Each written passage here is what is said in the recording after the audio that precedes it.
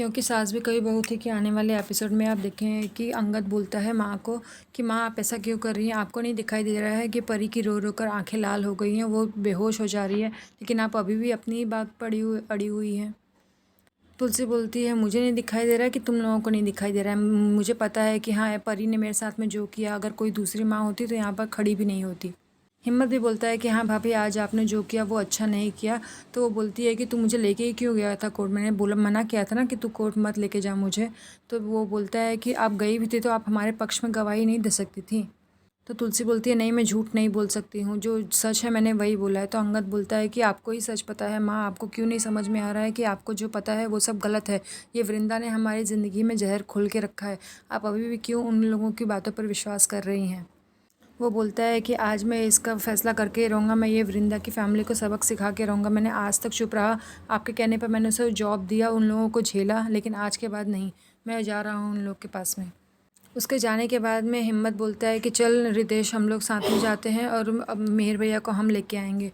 दूसरी तरफ परी और बा के बीच में बातें होती हैं तो वो बा को समझाती है कि देखिए ना बा, अब आज भी मेरी मम्मी ने मेरे साथ में क्या किया, इतना सब होने के बाद में भी वो मेरा साथ नहीं दे रही है। तो बा बोलती है कि हाँ मुझे भी तुलसी का समझ में नहीं आ रहा है वो क्यों ऐसा कर रही है।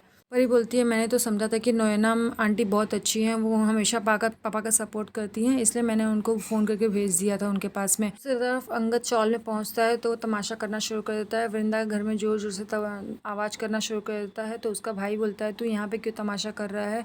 तो वो बार बार वृंदा को धमकी देता है कि मैंने बोला था ना कि तू हमारी फैमिली से दूर रहना, तुम लोगों को इतने पैसे तो दे दिया और क्या चाहती हो तुम।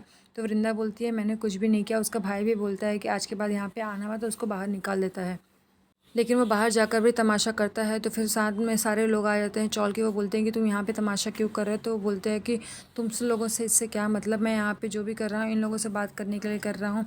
तभी वृंदा बाहर आ जाती है। वो बोलती है कि तुम इतना तमाशा क्यों कर रहे हो, जो भी बात करनी है मुझसे करो और मैंने कुछ भी नहीं किया तुम लोगों के लिए। वृंदा का भाई भी आ जाता है तो वो बोलता है कि तू यहाँ पे तमाशा क्यों कर रहा है। तभी सुहास आ जाता है और वो बोलता है कि तुम यहाँ पे क्यों हो।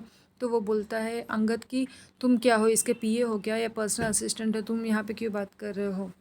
सुहास बोलता है कि नहीं मैं इसका होने वाला हस्बैंड हूँ, तुम मुझसे बात करो। तभी रणविजय भी आ जाता है और सुहास को बचाने के लिए। तो वो बोलता है अच्छा रणविजय तुम यहाँ पर हो, अब समझ में आया, तुम चलो घर पे, फिर मैं तुमको बताता हूँ, सबके सामने सच तुमको बोलना पड़ेगा। दूसरी तरफ हिम्मत मिहिर को लेने के लिए जाता है तो मिहिर सख्त मना कर देता है, बोलता है मैं नहीं जाऊँगा। तो नोएना उसको समझाती है कि तुम हर्ट हो, मुझे पता है, मैं तुमको प्रेशराइज़ नहीं करूँगी, लेकिन मैं चाहती हूँ कि इस टाइम पे तुम जाओ घर पर। अंगद जब रणविजय को घर पे लेके आता है तो रणविजय को बोलता है तुम सच्चाई बताओ। तो रणविजय बोलता है कि हाँ मैं करता हूँ परी से प्यार। तो परी डर जाती है कहीं ये सब कुछ सच ना बता दे। तो वो बोलता है कि हाँ मैं करता हूँ प्यार, मेरी सिर्फ एक गलती है कि मैं उस दिन रिश्ता लेकर नहीं आया, अगर मैं रिश्ता लेकर आ जाता तो आज यहाँ पर सब कुछ नहीं होता। परी ने तो शादी के बाद में मुझसे रिश्ता ही तोड़ दिया है। तभी वो बोलती है कि तुम झूठ बोल रहे हो। तभी मिहिर आता है, बोलता है कि हाँ सब झूठ बोल रहे हैं, सिर्फ तुम ही सच बोल रही हो। और मिहिर गुस्से में घर के ऊपर चला जाता है कमरे में और सामान पैक करना शुरू कर देता है।